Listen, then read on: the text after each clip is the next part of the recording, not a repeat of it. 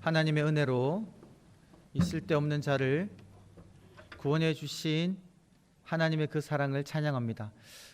평소에 우리 잘 아는 찬양인데요, 제가 오늘 찬양을 집중해서 또 함께 찬양하며 들을 때 참 가사가 재미난 것을 발견했습니다. 1절, 2절, 3절, 4절이 다 모른다고. 난 알 수 없다, 난 알 수 없다, 난 알 수 없다, 난 알 수 없다. 왜 나를 구원해 주셨는지, 왜 내게 믿음 주셨는지, 왜 내게 성령 주셨는지, 이런 참 알지 못하는 놀라운 그런 신비 속에 한 가지 내가 아는 것은 무엇이냐면, 내가 믿고 의지하는 것은 내 모든 형편을 아시는 주님께서 늘 보호해 주신다는 그 하나님의 신뢰, 하나님에 대한 신뢰, 그 하나님에 대한 그런 고백인 찬양인 것 같습니다. 이러한 믿음을 우리가 굳건하게 가지고 우리의 모든 형편을 아시는 주님께서 늘 우리를 보호해 주시고 함께 하시고 붙잡아 주시는 그런 믿음으로 살아가시는 저와 여러분 되시기를 간절히 축원합니다. 여러분, 저희가 2024년도 여러분들께서 이제 예배를 드리시는데요, 예배를 잘 드릴 수 있는 방법을 한 가지 한번 말씀을 드리겠습니다.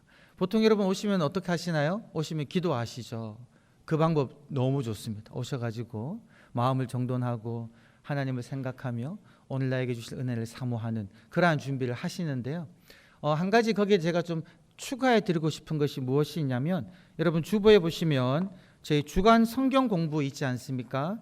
주간 성경 공부에 보면 올해부터는 이제 주간 성경 공부 말씀 내용이 우리 주일날 함께 나누는 본문 말씀입니다. 그래서 지난주는 사도행전 1장 1절부터 11절까지였고요. 오늘은 사도행전 1장 우리 이제 12절부터 26절 말씀까지인데, 오셔가지고 기도하시고 난 다음에 오늘 함께 나눌 말씀, 들을 말씀을 한번 읽어보시면서 여기에 나와 있는 질문에 대해서 여러분들 한번 생각해 보시면서 한번 적어보시면요, 말씀을 미리 읽고 미리 준비하게 됩니다. 그러면서 함께 생각해보고 함께 기도해보고 하는 이런 내용으로 뒤에 보면 하나님이 맡기신 일에 힘쓰게 하여 주옵소서, 부활하신 주님을 증거하게 하여 주옵소서, 복음을 전하는 교회, 구원받는 이들이 늘어나게 하여 주옵소서라는 기도 제목 있잖아요. 이 기도 제목으로 여러분 기도하시면서 예배를 준비하시면 또 이 예배 가운데 하나님께서 부어주시고자 하시는 그 은혜를 여러분들이 또 마음껏 누릴 수 있지 않을까라고 생각해서 한번 권면해 드립니다. 예배를 잘 드리는 방법 무엇이라고요? 이전까지 오셨던 대로 오셔서 기도하시면서 주간 성경 공부 한번 말씀 읽으면서 한번 살펴보시면 좋겠습니다. 그리고 여러분 아시죠? 이거 1년 동안 한 40회 이상 하게 되면 연말에 작은 선물, 정말 작은 선물이 있습니다. 그걸 기대해서 하는 건 아니지만 매주 한번 여러분들께서 예배 드리시면서 예배 준비하시면서 이렇게 말씀을 읽고 한번 말씀으로 준비하시면 좋겠습니다. 할렐루야. 그리고 또 하나는 우리 지난주에 우리 나눠드렸는데요, 2024년도 여러분 기도 제목과 전도 대상자 적으셔서 꼭 우리 그 헌금 넣는 함에 넣어주시거나 혹은 교구 목사님에게 주셔도 되고요, 2장 중에 반을 잘라서 하나는 본인이 보관하시고 하나는 제출해 주셔서 우리 1년 동안 여러분 그 기도 제목 가지고, 그리고 내가 마음에 품고 있는 꼭 이 사람 예수 그리스도를 만나고 함께 와서 예배드리면 좋겠다, 교회에 발걸음하면 좋겠다 라고 마음에 품는 분들을 같이 기도하면서 나가면 좋겠습니다. 다시 말씀드립니다. 꼭 적으셔가지고요 제출해 주시면 감사하겠습니다. 우리 말씀을 듣기 전에 우리가 믿는 믿음이 무엇인지, 우리가 무엇을 믿고 있는지, 또 우리의 삶의 목적은 무엇인지에 관해서 함께 마음 모아서 화면을 보시면서 함께 외치겠습니다. 시작. 하나님이 세상을 창조하셨습니다. 하나님이 내 인생의 주인이십니다. 나는 하나님이 아니라 나를 내 인생의 주인으로 삼고 죄를 지었습니다. 그러나 십자가 위에서 죽으시고 부활하신 예수 그리스도를 통해 하나님은 나의 죄를 용서하시고 나를 의롭다고 하셨습니다. 나는 하나님이 택하시고 사랑하시는 하나님의 자녀가 되었습니다. 내 인생의 목적은 하나님을 영화롭게 하는 것입니다. 내 인생의 목적은 예수 그리스도를 닮아가는 것입니다. 내 인생의 목적은 하나님 나라 백성으로 살아가는 것입니다.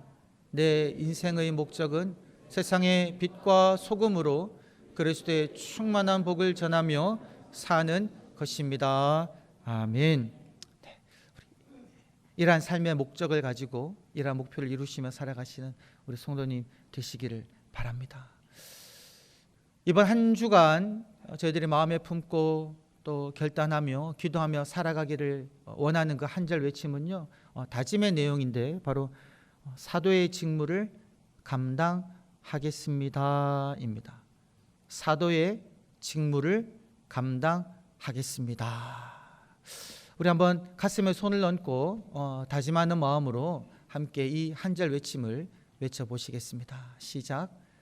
사도의 직무를 감당하겠습니다. 아멘. 여러분, 오늘 말씀이 12절부터 26절까지 좀 깁니다. 그래서 아마 평소에 이 말씀을 읽지 않고 오늘 예배 때 이 말씀을 처음 이제 읽으신 분들은요, 아마 이해가 잘 안 될 거예요. 무슨 장면인지. 잠시 설명을 드리면 이 12절부터 26절까지는요, 두 단락으로 나뉠 수가 있습니다. 앞단락 12절부터 14절까지는요, 이 120명의 사람들이 예수님이 명령하신 그 명령을 따라 예루살렘을 떠나지 않고 예루살렘에 머물러서요, 마음을 합하여 기도에 힘쓰는 장면입니다. 거기는 예수님의 12제자를 포함해서 예수님의 어머니, 예수님의 형제들, 그리고 여러 여인들, 그리고 예수님의 부활을 목도하고 승천하는 장면을 보았던 사람들 중에 약 한 120명의 사람들이 함께 모여 기도를 하고 있는 그런 장면입니다. 근데 15절부터 26절까지는요, 이 기도 중에, 기도를 하고 있는데 기도 중에요, 이 베드로가 일어나서 사람들에게 이야기합니다. 12제자 중에 한 명이었던 가룟 유다가 그 직무를 버리고 불의 삭수로 밭을 사고 그가 이제 스스로 목숨을 끊어버렸어 가지고 이 제자의 직무를 감당할 사람의 수에 결원이 생겼다라는 거죠. 그래서 우리가 한 사람을 세워야 된다는 겁니다. 그래서 이제 그 한 사람을 세우는 그 내용이 15절부터 26절까지 나와 있다라는 거죠. 그래서 여러분, 이 장면을 볼 때 기도 중에 예수님의 명령을 따라 온 그 120명의 사람들이 마음을 합하여 함께 기도 중에 우리가 한 명의 사도를 세우자라고 이야기했기 때문에 여러분이 사도를 새로 세우는 것은 분명히 하나님의 뜻이다라는 거죠. 예수님께서 12제자를 부르시고 그들에게 사도의 직무를 맡기셨는데 그 직무를 감당할 사람의 결원이 생겼으니 이 직무를 감당할 사람을 세우는 것, 이것은 분명히 하나님께서 원하는 뜻이다라는 겁니다. 여러분, 오늘날의 교회로 비유하면요, 아마 그렇게 비유할 수 있을 것 같아요. 교회의 일을 감당하기 위하여, 주님께서 세우신 이 교회의 여러 가지 일을 감당하기 위하여 교회가 항존 직분자들을 세우는 것, 이것 여러분 하나님의 뜻에 따른 것이다 라고 우리들은 이 말씀을 오늘날의 교회 상황에 적용시켜 볼 수가 있겠습니다. 그런데 여러분, 여기서 우리가 무슨 질문을 던져보면 좋겠냐면요, 여러분, 오늘 우리 모든 성도님들이 함께 가슴에 손을 얹고 다짐했습니다. 사도의 직무를 감당하겠습니다 라고 결단했지 않습니까? 그렇다면, 아니 나는 항존 직분자도 아닌데, 나는 사도도 아닌데 내가 이 감당할 직무가 있나? 라고 여러분 질문을 던질 수가 있다는 거죠. 그래서 오늘 우리가 말씀을 읽으면서 누가 사도인지, 그리고 사도의 직무의 내용은 무엇인지, 그리고 사도로 세움받은 이들이 어떠한 태도로 이 직무를 감당해야 하는지에 관해서 우리가 함께 말씀을 나눠보면 좋겠습니다. 사도가 무엇이며, 사도의 직무는 무엇이며, 사도의 직무를 감당하는 이 사람들은 어떠한 태도로 이 직무를 감당해야 하느냐라는 이 5점 주제가 많은데요, 여기에 우리가 초점 맞춰서 말씀을 함께 보도록 하겠습니다. 여러분, 오늘 말씀을 보면요, 요셉이라는 사람이랑 마띠아라는 사람이 후보로 올라왔어요. 그리고 최종적으로 누가 됐습니까? 마띠아가 됐단 말이죠. 근데 이 요셉과 마띠아를 추천할 때 성경을 보면 어떤 자격을 이야기하냐면 그렇게 이야기합니다.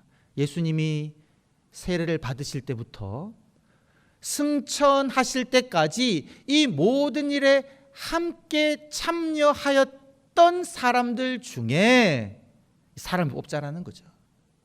그러니까 아무나 뽑는 것이 아니라 예수님이 세례를 받으시는 그 사역의 초창기부터 마지막 승천하실 때까지 이 모든 예수님의 사역에 동참했던 사람들 중에 이 사도를 뽑는다라는 겁니다.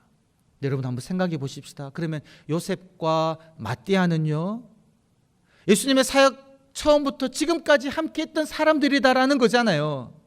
근데 여러분, 예수님이 12명의 제자를 뽑으실 때 언제 뽑으셨냐면요, 마태복음 10장에 그 뽑으신 사건이 나옵니다. 예수님이요, 처음부터 12제자를 뽑은 것이 아니라 12제자를 뽑을 때는요, 이미 예수님을 따르는 여러 많은 사람들이 있는 상황이었습니다. 근데 그 중에 예수님께서 12명을 뽑으셨단 말이에요. 그 12명의 요셉과 마띠아는 포함되지 않았단 말이죠. 여러분, 그때 그들의 마음이 어땠겠습니까? 혹시나 만약 12제자에 들고 싶었는데 들지 못했다, 아쉬움이 있었을까요? 만약에 아쉬움이 있었다면 여러분, 그렇게 3년 동안 12제자에 들지는 못했지만 요셉과 마띠아는요, 예수님의 공생에 3년 내내 함께 했습니다. 그리고 죽으시고 부활하시고 난 다음에 40일 동안 예수님께서 당신의 모습을 보이시고 가르치실 때도요, 이 요셉과 마띠아는 여전히 예수님과 함께 했었다는 거죠. 근데 이제 예수님이 떠나고 난 다음에 예루살렘을 떠나지 말고 약속하신 것을 기다리라는 그 명령을 받던 120명의 사람들 중에도요, 이 요셉과 마띠아는 있었다라는 거죠. 그런데 여러분, 이제 마지막에 이 함께 기도하는데 베드로가 일어나가지고 12명의 제자 중에 한 명의 결혼이 생겼으니 한 명 세워야 되겠다라고 말할 때 이 요셉과 마띠아의 마음에 어떤 마음이 있었을까요? 여러분 한번 상상해 보시자는 거죠. 두 명이 사람들에게 추천을 받았습니다. 기도하고 제비를 뽑았는데요, 요셉은 되지 않고 마띠아만 되었다라는 거죠. 여러분, 그때 그 요셉의 마음이 어땠을까? 마띠아의 마음이 어땠을까?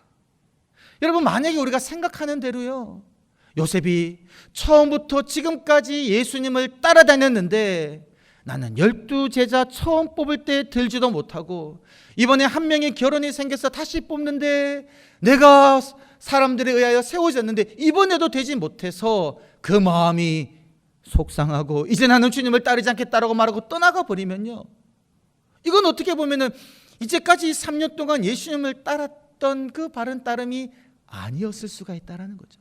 성경을 보게 되면요, 요셉도 그러하고 마띠아도 그러하고 마띠아를 뽑았던 120명의 함께 기도하는 사람들에게도 마찬가지고요, 누가 뽑혔는지에 대해서, 누가 세워지지 않는지에 대해서 요셉과 마띠아 외에 그 두 명에도 들지 못했던 그 어떤 사람에게도요, 아무 소리가 나오지 않습니다.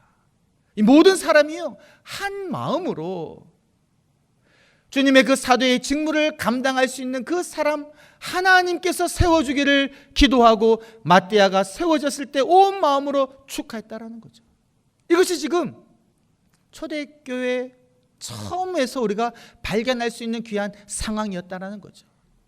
이들이 무엇을 했습니까? 함께 모여 마음을 같이 해서 기도했었다라는 거죠. 기도 중에 사람을 세우니 그런 마음이 하나도 안 든다는 거죠.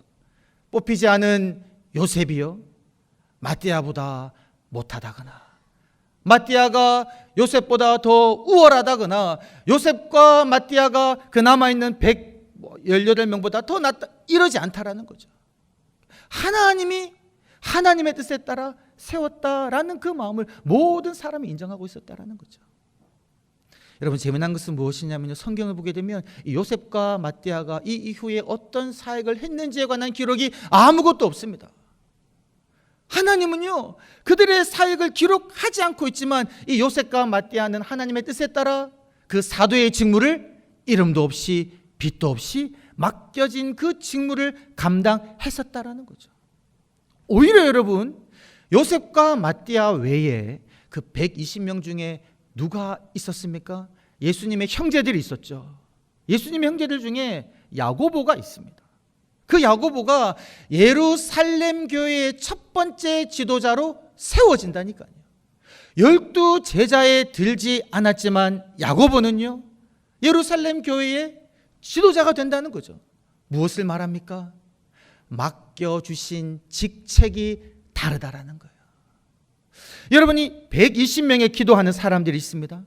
그 120명 중에 11명의 제자들이 있죠.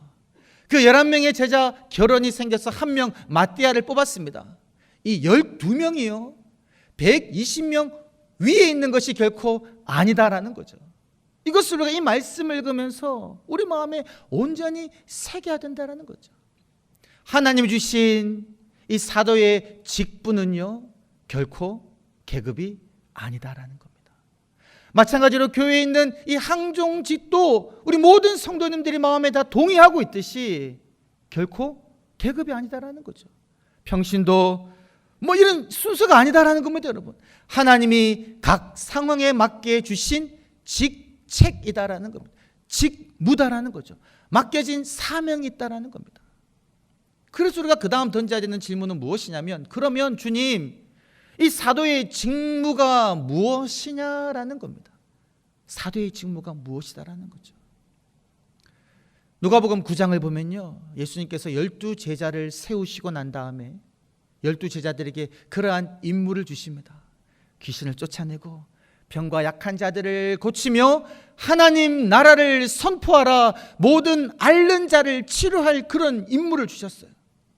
근데 여러분, 사도들이요, 그 말씀을 받들어 가지고 귀신을 쫓아내고 병든 자를 고치고 하나님 나라를 선포합니다. 하나님이 다스리시는 하나님의 나라가 여러분 가운데 임했습니다라는 말을 선포하는 거예요. 근데 보통 우리들은 어디에만 주목할 수 있냐면요, 이 사도들이 행하는 귀신을 쫓아내는 그 놀라운 기적, 병든 자를 치료하는 그러한 능력, 여기에 집중한다는 거죠. 거기에 집중하면서 우와, 이 사람들은 우리보다 무언가 다른 사람이구나 라고 생각한다는 겁니다. 근데 여러분, 초점은 무엇입니까? 하나님 나라를 선포하는 것, 그것이 사도의 직무다라는 거죠. 오늘 말씀을 보게 되면 그렇게 이야기하고 있습니다. 22절을 보게 되면요, 베드로가 일어서서 이야기할 때에 우리와 더불어 예수 그리스도께서 부활하심을 증언할 자를 세워야 하겠다라고 이야기합니다. 달리 말하면 이 12 제자들 사도의 직무가 무엇이냐면요, 부활하신 예수 그리스도를 전하는 것, 그것이 바로 사도의 직무이다라는 겁니다. 그래서 여러분, 우리가 지난주에 들었던 말씀으로 돌아가면 예수님께서 승천하실 때 거기에 모인 모든 무리들 제자들에게 말씀하셨잖아요. 너희는 가서 내 증인이 되라. 내가 십자가에서 죽었다가 다시 부활한 이 사실을 세상 속에 증거하라라는 임무를 주셨는데요, 바로 이 임무가 사도의 직무이다라는 겁니다.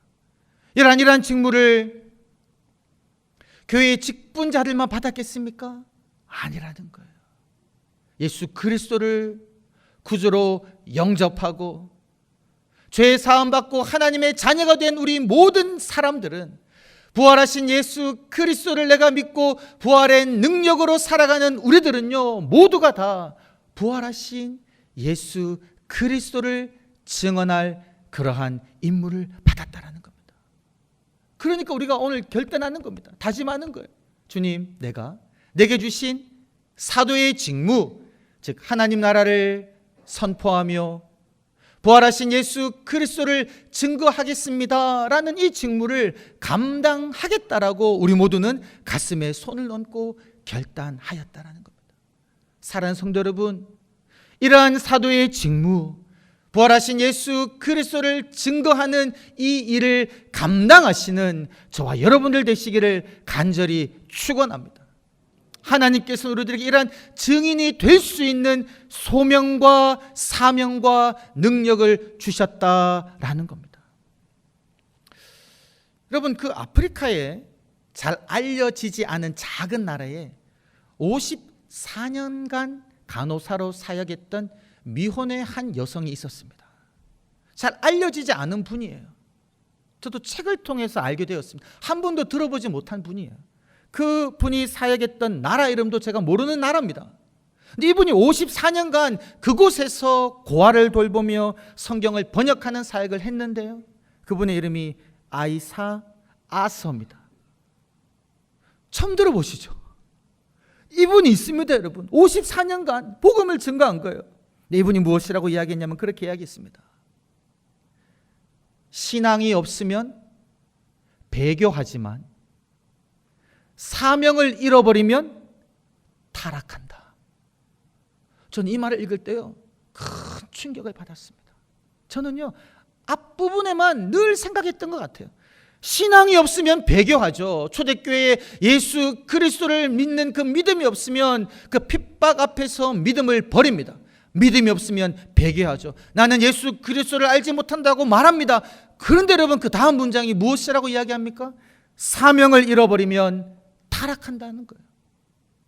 여러분, 이분이 붙든 일평생 54년간 붙든 그 사명은 무엇이냐면 바로 예수 그리스도의 복음을 그 아프리카 호주에 있는 그 아이들에게, 사람들에게 증거하는 사명이다라는 겁니다.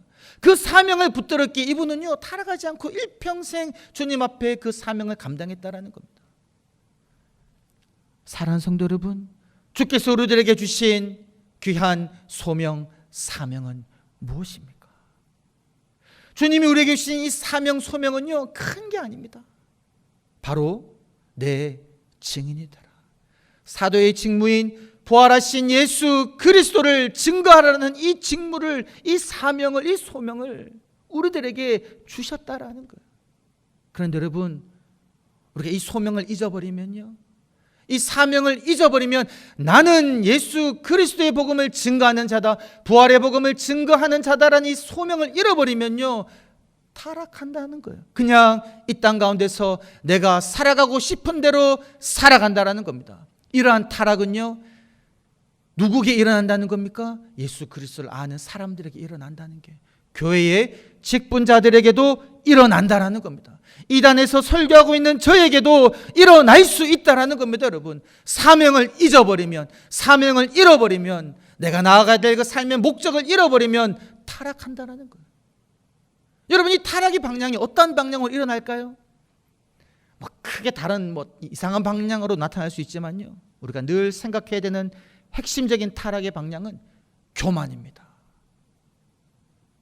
교만이고요, 내가 한 자리 하려는 그 생각이 있는 거죠.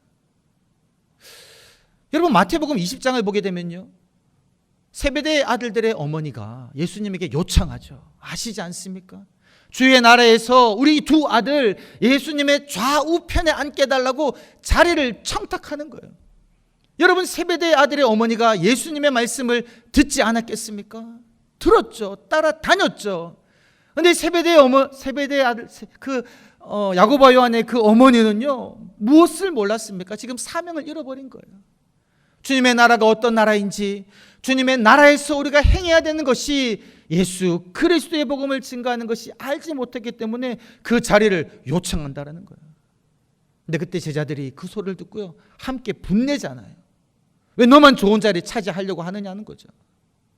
그때 예수님께서 무엇이라고 말씀하셨습니까?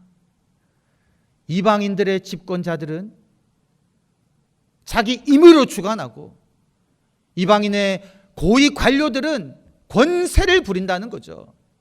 자리를 차지한 사람들은요, 그 밑에 있는 사람들을 자기 마음대로 부린다는 겁니다. 그 자리가 권세인 줄 알고 권세를 행한다는 거죠. 그것이 바로 교만한 태도이지 않겠습니까? 그 권세를 부리는 태도, 임의로 주관하는 태도, 이방인들은 그러하지만 나를 따르는 너희들은 그러하지 않다는 거죠.